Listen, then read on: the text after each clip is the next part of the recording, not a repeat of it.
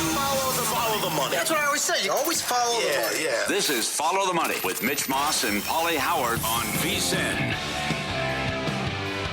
Here we go. It is Follow the Money on VSiN, the sports betting network. Mitch Moss, along with Pauly Howard. We are live in downtown Vegas from the Circa Resort and Casino here on a Tuesday. Big 3-hour program lined up for you as always. On the program today, David Baker, professional poker player, former Westgate Super Contest winner, super high on the Broncos and Bo Nix this year and the Seahawks. We got to get his thoughts on what he thinks now with no Nix for the rest of the year. Chad Andrus also covers the team. He'll join us talking about AFC title game a little bit later on. Derek Stevens, early money, title game Sunday, how the bettors did last night on the national title game. Big news in the NBA today.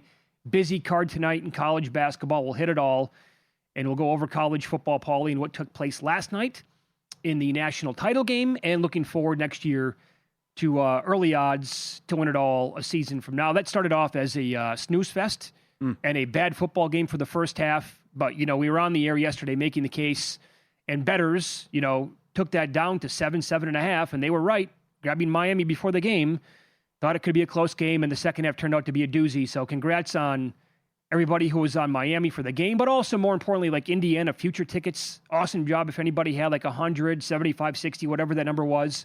And if you were able to get creative on the other side when you had Miami tickets to do something with Indiana last night and maybe parlay them with something else. Yeah, good result for the books that it falls 6, because you'd think you'll lay it with Indiana and take Miami money line. How they bet it also like they usually do with Super Bowls. I thought they were going to blow them out, and it looked like it was going to be a blowout until the Fletcher touchdown. What happened in the first half and what could have been from Miami, the mistakes, the interception, the face mask, the jumping off sides on 3rd and 14, the slow start, and maybe that was 3 or 6-0 at halftime. But it took them so long to get going, and then the offense couldn't be stopped as they finally saw some creativity. But you got to be sound in all 3 phases. And the block punt and the missed field goal did them in a hell of a game. Incredible story. Let's get going immediately on the movie.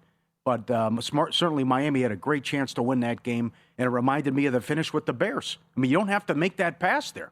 You have plenty of time, and we have miscommunication, much like Moore and Williams, that you shouldn't have miscommunication this late in the season, as the wide receiver wasn't even looking for the ball, and the sharp angle, too, with the Miami angle, as they didn't offer him anything, and Allen in Indiana did, and he winds up at Indiana and has the interception. Right.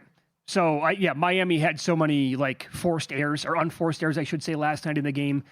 And that's, as it's unfolding, you're like, there you go. This is what's going to happen with a Mario Cristobal coach team. And on the other side, they were buttoned up until they weren't, and I'll expand on that coming up in a little bit. But that face mask is just, that can't happen. The offsides, brutal. Also, I would say the decision to try to kick the field goal, just, come on, man, go for it right there. Yeah, Indiana's 2 yards. You're right. Use Fletcher. And by the way, there was a drive early on. I hated the play calling for Miami as well.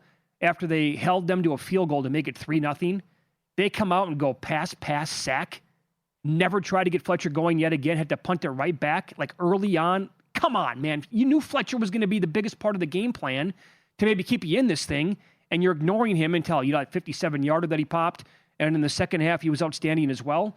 But I would also say this about Cignetti. Now, he's going to get praised up and down and has been for the last almost 24 hours. And certainly, he reached instant legendary status last night. He was far from perfect. And I thought actually kicking the field goal up to go up 27-21, huge mistake. Why do you call a timeout to run Mendoza on 4th down and 5 there, and he scores the touchdown, but then you don't go forward again to put Miami out of their misery late, and you settle for the field goal? Way too much time left, 90 seconds. It's a 6-point game. They score a touchdown, kick the extra point, you lose. So he played to win and was so aggressive the entire year until it mattered the most in the final 2 minutes of the game. I couldn't believe what I was watching. Well, they felt they were going to pick it up no problem, though, because of what Miami showed on tape and what Miami showed prior to the timeout.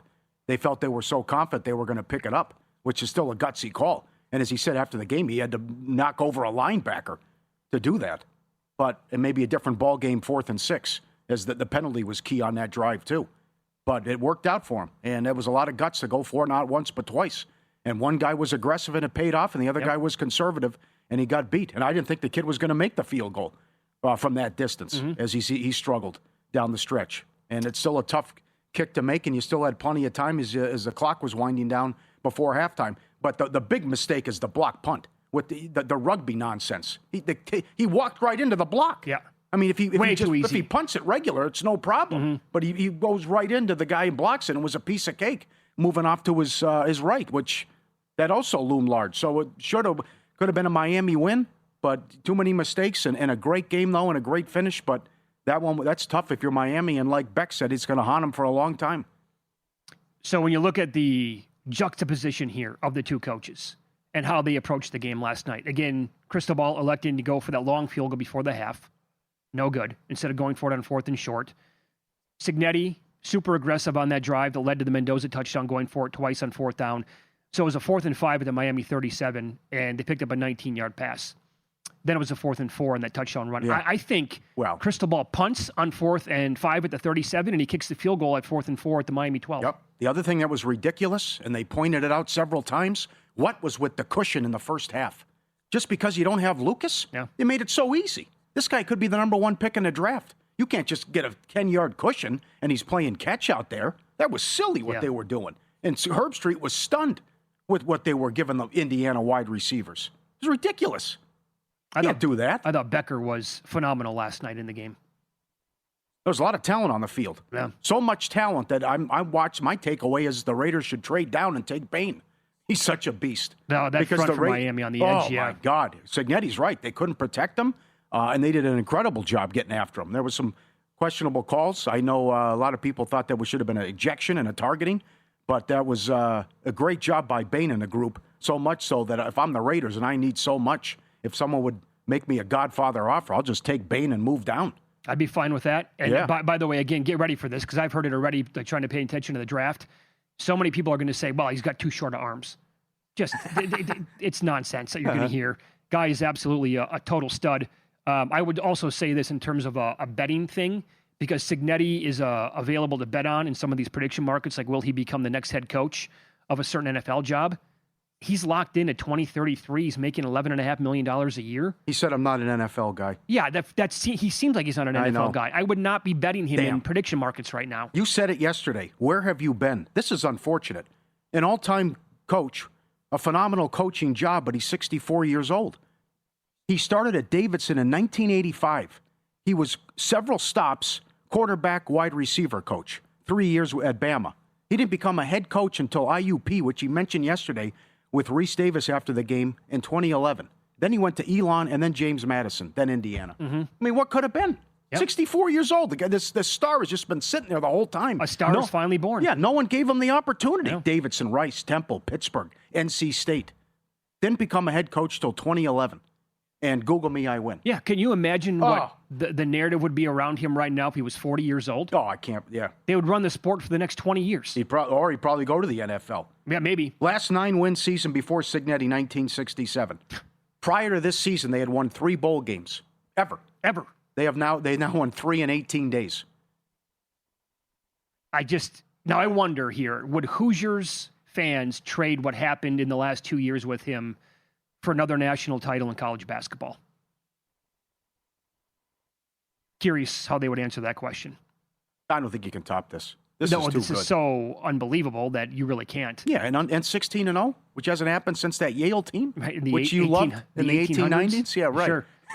Also, don't forget this, by the way. It's 3 in a row for the Big Ten. That's right. They run the sport. 3 different Big Ten teams, by the way. Yep. You tell the SEC what to do. You run their sport. 3 different teams did it again. SEC couldn't even make the game again. So, phenomenal job. Look at the photo here, and some of this stuff was taken off last night during the game. Yeah. But here, and this is all over social media too for the radio audience, the photo of the first game of the attendance for Indiana's football game last year, Signetti as the head coach. I mean, you could do a head count here. Not seriously, but there was how many empty seats are we talking about here? Yeah. That's 50% full, maybe? Everyone was tailgating, they said. Yeah. It's okay. I'm not going to kill you for that. There's no problem. I said that yesterday. You're exactly right. I saw this was all over social media before the game. I referenced it yesterday. I don't have a problem with it. Yeah. They had the most losses in the history of the sport. You're not going to be fired up for Florida International, whoever was coming to town, to start with Cignetti's first game. Yep. And let's take you back to the opening press conference again. He takes the job. Here's a back and forth with the reporter that went viral, and why so many people liked him. When it comes to that culture you were just talking about, meshing the recruits you're getting and some of the guys you kept, where does that process start? I mean, what do you mean? I don't get the question. Well, when you recruit them, how do you sell your vision of your culture? I mean, what's the... Who are you talking about? The high school guys, the transfers, who? All of the above. I mean, how do you... Is there it's pretty simple. I win. Google me. Did you look at the responses underneath that? I did not. Oh, it's good. Yeah. Yeah, you're going to get your ass kicked, and you're talking a big game now, pal, and all that. It goes back. Oh, it's so good now. You got to look at the responses. I think that's like a fair question, though. Like, it's Indiana. They've never won anything. Yeah, the mix. Right, sure. Right. Yeah, because I said that after they boat raced Oregon. Because that's when they showed the 5-star difference in players. Yeah. I go, what's going to happen when this guy gets the best of the best? Maybe he doesn't want him. But that's the scary thing. Mm-hmm. What if he can just pick all these guys that he wants now? And that's why they got the big news on Hoover, too. Yeah, and also Mark Cuban's going to be funding the program as much as they want. Yeah. To make it stay like this. Indiana national champs, my God. Win-lose up next. And I'll give you a team in action tonight that is winless over 7 tries in this situation. Coming up here on Follow the Money. It's VSiN, the Sports Betting Network.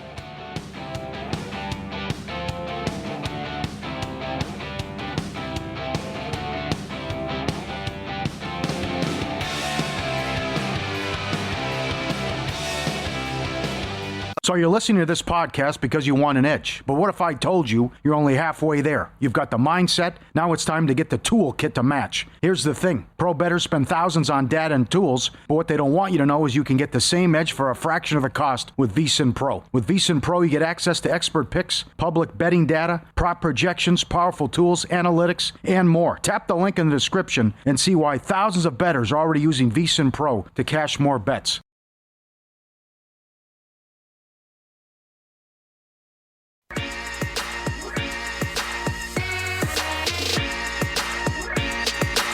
Win Some, Lose Some is sponsored by the Sharp Plays.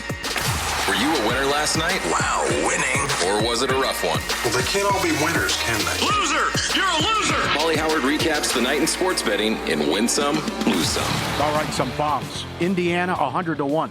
Longest preseason odds to win since 2010.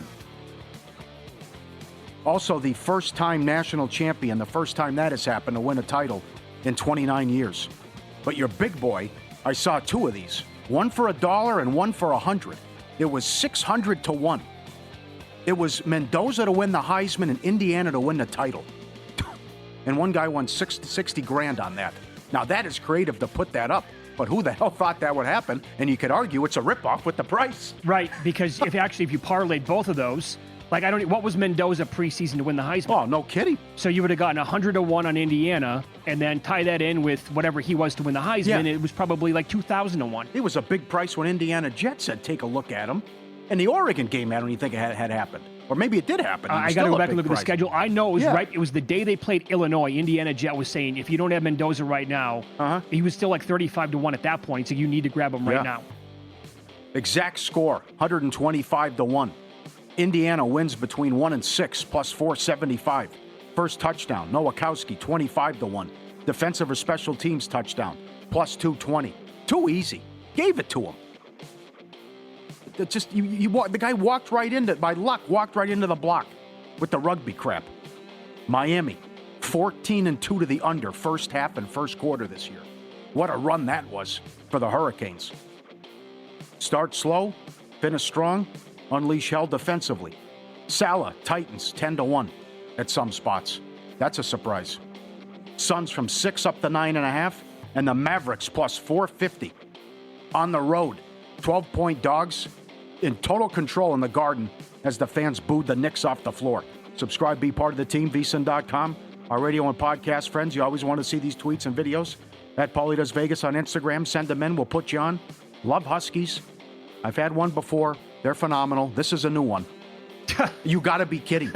He enters the house through the window and coming in there by the my sink. Lord. By the sink. Come on. We had Iris. May she rest in peace. She would open doors and go on the loose time and time again. How smart Huskies are. And they love to talk. He opened up the window to get in. Comes right in. Putting paw in the sink. And then just goes down and no problem. Imagine seeing this maneuver. Incredible. It's one thing where I can open a door, no problem, but to come in, enter the house through the window as you're outside? Oh, that's incredible. All right, I'm here to do the dishes. Get out of my way. Yeah, that's right.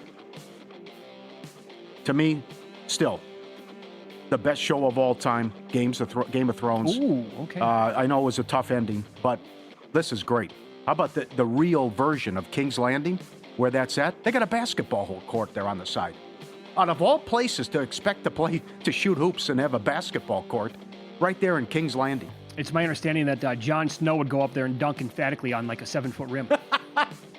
Wow, that's awesome. What a view. And to think right there, peekaboo. That is phenomenal. Best show of all time, huh? Oh, no doubt. Oh, Absolutely. no doubt. Oh, I loved it. Oh, It was so good. I come back Sopranos. I come back Breaking Bad. Both better in my opinion. I love the cast. There were so many different characters and how they would whack main characters I love right that away. part. I will say, nobody was safe in that show. Great show. I hated the way the showrunners screwed it, though. Yeah, they didn't know what they were doing. They destroyed it. They had no experience. Yep. And then they said HBO was the most expensive film school ever. How they said it. And once they got the Star Wars ahead of the books, it was also over. Yep. You know, the guy couldn't finish the books, and then they had to take the lead and forget about it. Thunder, under 233.5 to 229.5, no good. And the Pacers from 10 down to 6.5. Last night at the national title game, the steak plate at the big, Tomahawk, big boy? I'm not surprised by it. $81. But that's going to feed a lot of people. Oh, that's it? Yeah. I was thinking a lot more than that with the big boy. Well, that'd be 150 out here. Sure it is. Look at the size of it. It's like the knocks over Freddie Flintstone at the end of every episode. That's your big boy. That's a bargain, 81 And bucks. he's got a side piece, too. Got something to go with it. Yeah, $81. Excellent. Very good. Before the line moves, Sharp Plays is already there. January isn't about volume, it's about precision. NFL playoffs are when limits rise, mistakes shrink, and timing matters more than ever. You're not going to outsmart billion-dollar books or full-time sharps on your own. With the Sharp Plays, you don't have to. Free reports, alerts, market-moving insights, straight to your inbox or X-Feed. The Mr. Poison tweets every weekend, and Jeff and the crew been at it since 2011. Documented results, public logs, transparent receipts. Great in every sport. Check it out, sharpplays.com. Give them a follow, sharpplays.com. It is out here next year for all the marbles, and the title game is late January. We're really going deep into the schedule. What's the date next year? I think it's the 24th. You believe that? It's too late, isn't it? Yeah. But then again, we'll do this later, but look when the Super Bowl is. Is it on Valentine's Day next year? Yes. It's actually, so the Super Bowl is on the 14th. Correct. What a conundrum. What do you do? What a time to get a reservation at any restaurant you want. Who's going out to eat while the Super Bowl's on? Oh, man. And then how you do this if you're married? You go Saturday? You go Monday? Get ahead of that. Boy, is that a bad move by the NFL? I'm only asking the question. I don't think that. 25th, sorry. January 25th is the title game next year. This is crazy. Yeah. When we were growing up, it was all New Year's Day, and that's that was it. Now we're playing the national title January 25th next year. Yeah, I was looking at, we'll do a little bit more of this a little bit later on. I was looking at odds for next year. They're up. Some books have them, some don't at this point. But Indiana's 7-1. I would say be very careful looking for the next Indiana team because you're not going to get another Kurt Cignetti. This guy. Oh, you disagree with what he said, huh? What's that? The sport has changed. Everyone has a chance. NIL money. If the resources are there and the university steps up, it can be done. No. It's a new world in college football, Cignetti. That part I absolutely agree with. But how about the job that we have watched with this team the last 2 years now? They are buttoned up as well as any team that we can remember. How about the fumble thing? One lost fumble, and it was the opening game. Come on. That was it. Yeah. What was it, first time since 2004? Yep. A team went. So, I would say, if you put Cignetti on Oregon and remove Dan Lanning, okay, now Oregon can win the national title. There's a huge difference there in coaching, in my opinion. and he would probably win the title like in a couple of years with their resources and talent. And I think they're already promoting the game mid-October. So they play the Buckeyes at home. They get USC at home. And they go to Washington, Nebraska for their tough games. And there's not much non-conference. Yep. So with that guy, I'll say they're going to go at least 10-2. And we'll see in the playoff. And then he's the best thing going right now. Right.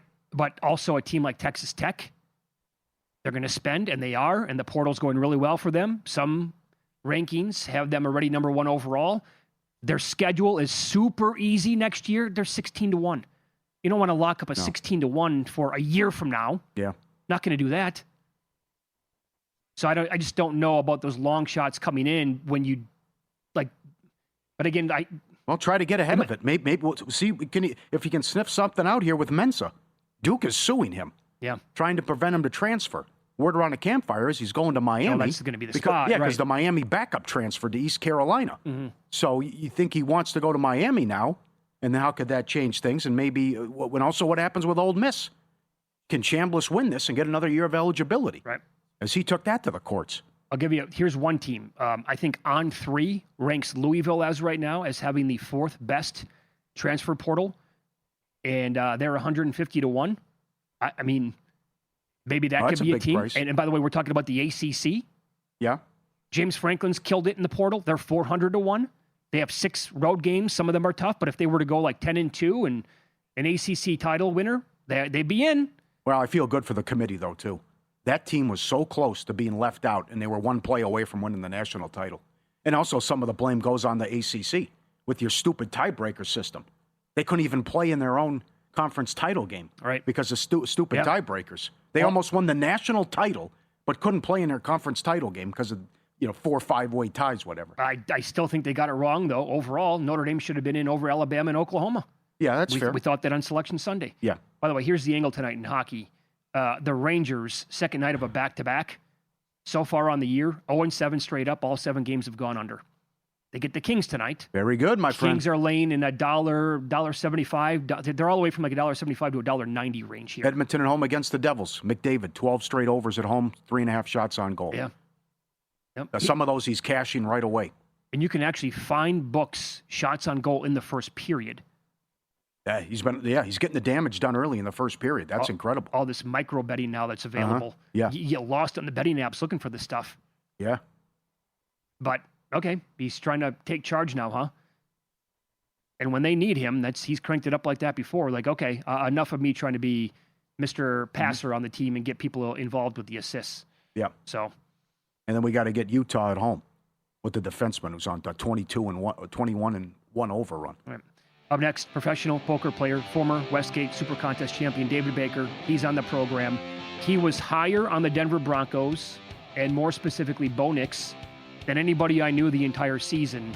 So how does he feel about the team this week with Bo Nix's season-ending injury? We'll ask him coming up next.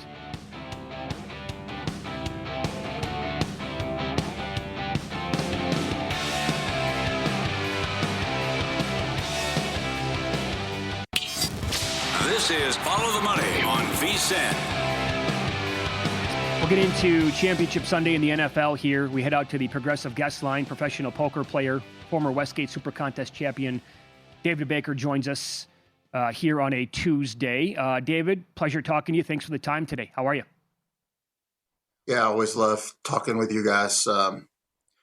Always interesting, picking y'all's brains coming from different environment than I am in football. And let's cut it up. Okay, so we got to begin with the AFC title game. And I said this before the commercial break.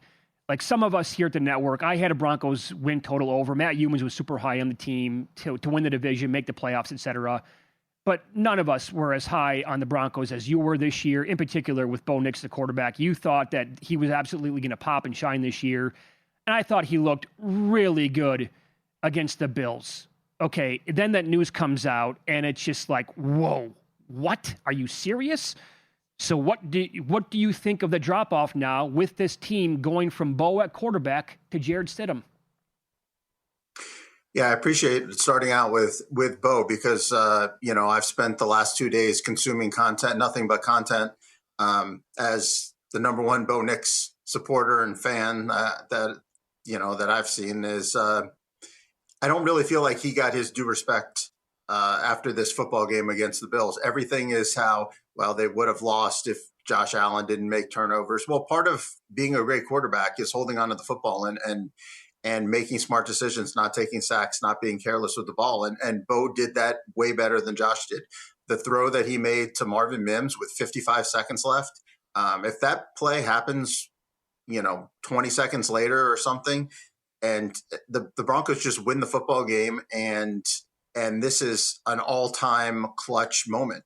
The throw he made to Lil Jordan Humphreys for the touchdown at the end of the first half, spectacular. So I think Bo deserves his respect deserves the respect before we move on to the AFC Championship game. So I just want to, he played the best of any quarterback this postseason so far. So on to the drop-off. I mean, as you can see in my background, it's all Auburn stuff here. So I'm a big Auburn fan. That's what started my love for Bo and Jared Stidham, ex-Auburn Tiger. So I've watched a lot of Jared Stidham football and kind of been a fan of his as well, as I am most Auburn players. And look, he's Sean Payton's hand-selected guy. Jared has had opportunities to go elsewhere, and he's stayed with Payton. Obviously, Payton sees things in him. There will be a drop-off. I mean, I think Bo's elite. If he's not elite, he's at least very, very, very good at this point in his career, and he runs the system great. But I do trust Stidham to have been working under Bo and with Sean for the last couple years, that he will be able to give them a chance to win. The offensive line is still great. The defensive line will still be able to create chaos and hopefully get them the ball back in positive field position. So I'm not writing off this Broncos team yet. There is definitely a drop-off, but I think Stidham can do enough with what he has to make this a game that the Broncos have a chance to win, and I trust Peyton. You do? Okay. And you might have Dobbins back as well. But what's your level of concern with the defense, though? After they had the bad game against Jacksonville, and they gave up so many points and yards to Buffalo, and a lot of times receivers were wide open.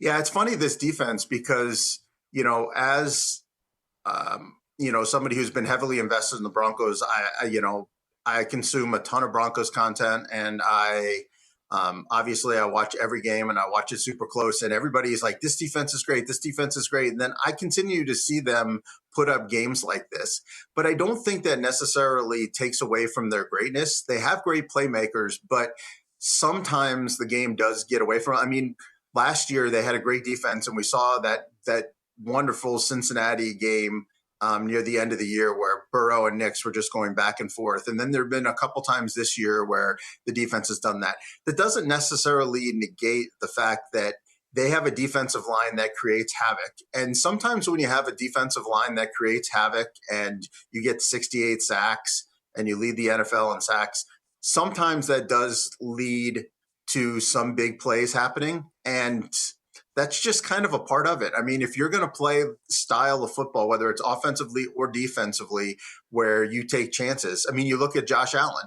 Yes, Josh Allen makes the most ridiculous plays, but he also puts the ball in harm's way. Well, you could kind of say the same thing on the defensive front. I mean, the Broncos go for big plays, and, a lot of the points scored have been products of, almost getting there to the quarterback, Riley Moss committing PIs, just some big plays. So I don't necessarily think that it's an indictment on the defense. It's just kind of the style that they play. You see the same thing with the Brian Flores defense. You can find games where they look really bad and they put up a lot of numbers. But, that's just kind of how it goes. And I love Nick Bonito. He's been my favorite defensive player for, a good year and a half since I really discovered the Broncos and got on this Broncos train. And I kind of love the parts that are there for the Broncos. And they're going to be playing inspired ball. The stadium's going to be insane. And we saw that this Patriots offensive line is gettable. I mean, obviously the Texans are, elite, but they got to them a lot. But the Chargers, I wouldn't say the Chargers defense is any better than the Broncos, and they got to May a lot too. So I think this is a spot where the Broncos can win. David Baker, our guest on the Progressive Guest Line, professional poker player. Also, his podcast is called Gamble Up. So overall, the look-ahead number was Denver -1.5. Then the Knicks injury happens. Some books opened up 6. Other books like Circa now sitting at 4.5. FanDuel, DraftKings at 5.5. It seems like a pretty big adjustment, don't you think? Yeah, I mean, the look-ahead was 1.5, but I'll be honest. I think that thing would have quickly gone to 2.5. I mean, you saw...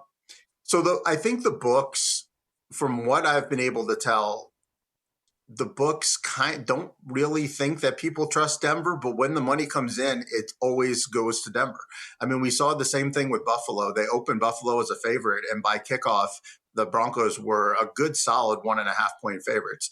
I think that the market thinks that the Bills are better than the Patriots. I mean, we saw that just a few weeks ago, and not much has changed. The Bills were favored in New England like 3 weeks ago. Mm-hmm. So I think that if the Patriots are lined to be a worse team than the Bills, then this game had to get out to 2.5. Especially the Broncos were really good, and I think the Patriots did show some holes. So I think this game would have gone off at 2.5 to 3.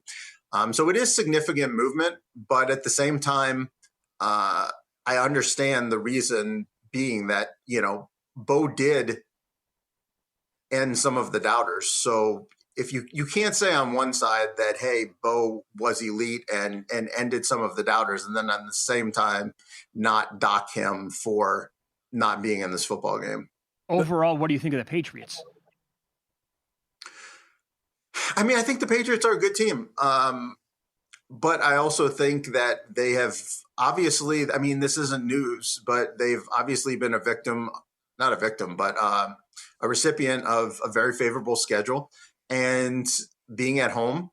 We don't know, like the jury is out on Drake May in a hostile environment versus a great defensive line. I mean, he did not look good against the Texans. Defensive line. I mean, he did have some great passes, and that will be there for the Broncos too, because if the rush doesn't get home, we're going to have guys one-on-one. So it's going to be possible that he might be able to make some of those throws, but on the road and at home, AFC Championship game, it's a whole different animal. So I think the Patriots are good, but I think this is a little too much respect for the Patriots and a little disrespectful to Sean Payton. And yeah, there have been some late game things that I haven't agreed with Payton. There have been a couple of game management things, but you cannot diminish his game planning ability. He is able to game plan, and he knows Stidham better than anybody in the world. So I trust him to be able to put him in the right position to succeed. I don't know what the game plan is going to be, but I trust Sean to, make it a good one. Okay, very good. You cool to hang out for another 10 minutes or so? Yeah, for sure. Very good. Follow the money here on VSiN, the Sports Betting Network. Our guest, David Baker. You can follow him on X. He's at AUDavidB. Went to Auburn, like he said. Good points. Also, the takeaway, I had the same thing. The praise that Peyton had immediately for him. Right away. Stidham's the guy. He's going to be fine. He's ready for this moment. I know. We talked about this yesterday. His first start, I believe, Raiders against a really good Niners defense, lit him up 3 or 4 years ago out here in Las Vegas, had more than 300 yards, I think 3 touchdowns in that game. So he looked really good in that spot. We'll continue here talking NFL. A bunch to get into still with David. He has futures on the Rams as well to win the NFC. What does he make of the matchup against the Seahawks this weekend? And a lot of poker players were involved in the 5 winning entries in Circa Survivor. What's the reason, and will it be a theme consistently moving forward as we continue here on VSiN?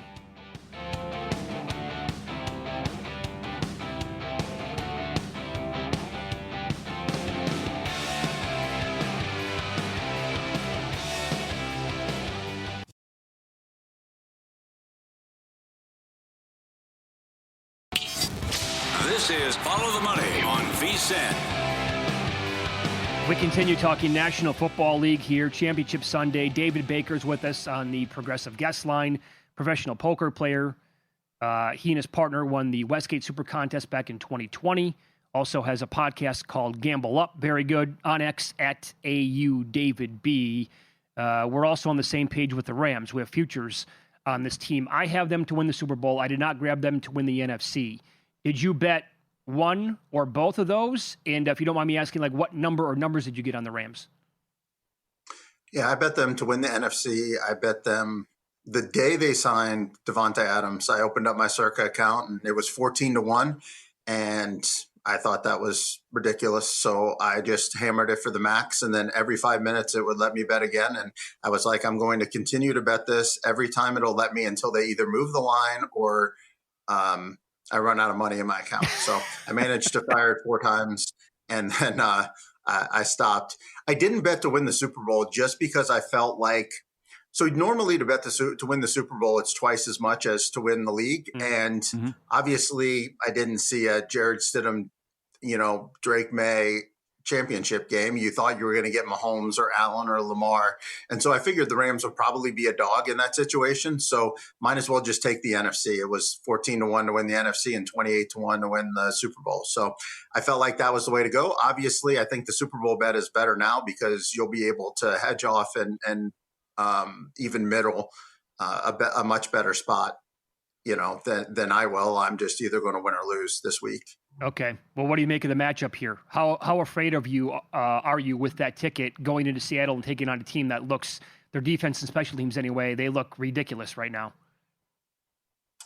Well, I have not been concerned this entire year. I felt super confident about the Rams as it was going and haven't hedged or even considered hedging.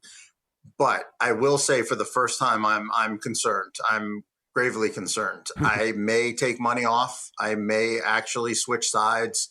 That's the great thing about having a 14-1 ticket. You can kind of do what you want. I'm going to look at this game independent of that and decide what I want to do, what I think is going to happen. It is fun to sweat a team all year and then to kind of flip off of them at the end kind of stinks, but I may do it. I just really haven't decided. So I loved this Rams-Seahawks matchup for the Rams for most of the season. Chris Shula has dominated Sam Darnold. Chris Shula, the defensive coordinator for the Rams, if you remember correctly, last year against the Vikings in the NFC playoffs, Darnold put up his worst performance he's had since he was a Jet. And that was all because of Chris Shula design pressure. If you remember the first game in LA, Sam Darnold put up his worst game that he put up since that Minnesota Rams game, all because of the pressure that Chris Shula had designed and the way that he attacked him. Through 3 quarters in the game in Seattle, you would say the same thing. But I'm very concerned that the end of that game gave Sam Darnold a little light and maybe a little vision into how to attack this. I have always been a Sam Darnold fan, so I don't know. I just really have to dig deep and see what I really think. And are we going to get the Chris Shula defense versus Sam Darnold that we got for 11 quarters, or are we going to get it for the last quarter? Because this Seattle team right now is a juggernaut, and the Rams have not played well since that fourth quarter of that game. For some reason, they just took the foot off the gas, and they have not been able to find the gas pedal again. You mentioned this on X while it was going on. A lot of poker players had some of the winning entries in Circa Survivor. What do you think that? Why do you think that means moving forward? And do you think more players will join, and why so many poker players had success this year? Well, I mean, there's multitude of reasons why that's the case. One, we also made up a large amount of the entries in the pool. Okay. There's a lot of poker players out there. There are a lot of people who claim to be poker players. A lot of poker players are gamblers. A lot of poker players are sports bettors. So we made up a large amount of the entries. So when that happens, you're probably going to get there a lot. Also, everybody kind of knows a poker player, and some of these entries may have glommed on to poker players at later stages or things like that. I mean, I know that I've been requested to kind of join entries or things like that later in the season. And so sometimes it doesn't really start out that way, but sometimes it ends that way. But I think ultimately it just comes down to the fact that poker players are very good at game theory and figuring out ways to beat games. And all Survivor is a game. But let's not act like this run out is always going to happen. There are a lot of runouts where Philadelphia beats the Bears on Thanksgiving, and these particular poker players go out, and a lot of other poker players happen to stay in because there's a lot of poker players that also had the Eagles, but a lot more entries stay in, and a lot more people who aren't poker players stayed in, a lot more single entries stayed in.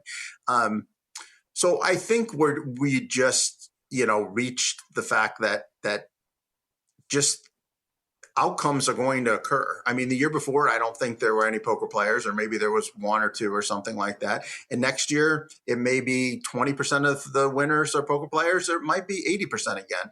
But I don't think it's necessarily like an indictment on the contest or things like that. It's just kind of, poker players also, they have a lot of friends that similarly think the way that they do. So having a group of people to discuss rather than just dealing with people who are just only looking at it one way, like, your bar buddies from Milwaukee that don't really play like other mind games and things, they're all going to be thinking about it one way. Whereas poker players are trying to, conglomerate together and figure out ways that they can beat the game. It's a totally different, contest. With your example, Philadelphia beating the Bears. And they were, I think on the money line, like 75% to win the game before it started. And also, what if the Ravens don't lose their mind on Thanksgiving night and they say, we're just going to force feed Henry the ball, and they walk out of there with a 10-point win against Cincinnati? Then we're talking about, what was it, like 800 people still left moving beyond Thanksgiving?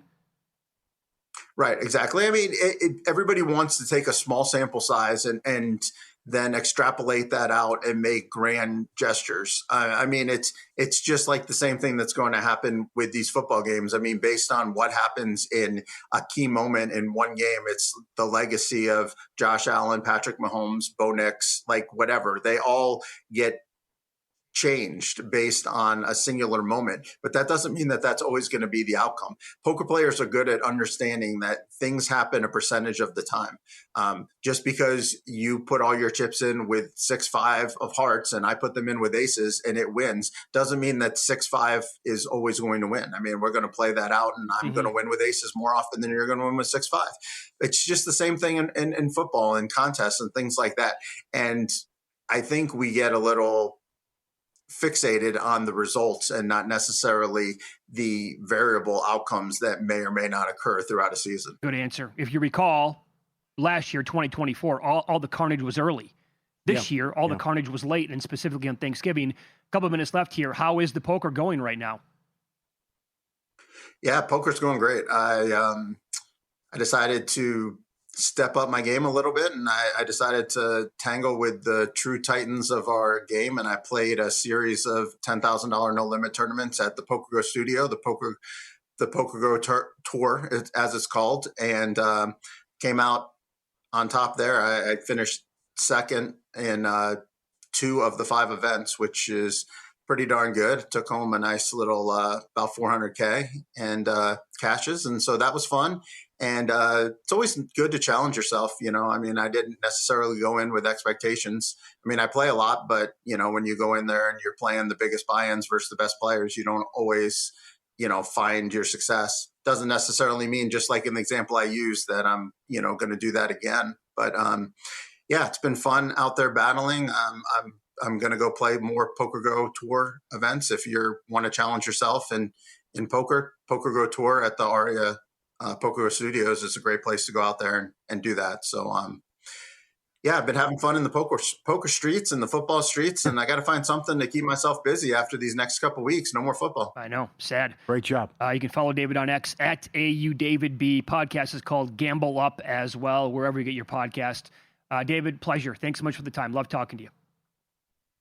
Yeah, thanks. I appreciate you guys. And yeah, please like, subscribe, view, listen to Gamble Up Pod on YouTube, Spotify, Apple, all those things out there, just putting out nice content for you guys. Enjoy the games this weekend. David Baker there on the progressive guest line.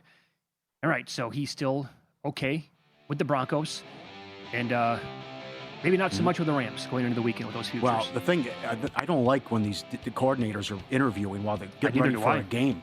I mean, look how bad Denver was last week, and Joseph's talking, Shula's talking to people. Yep. Transfer portal rankings, odds for next year's national title game, and it'll be the first time in the history of the sport for this to occur.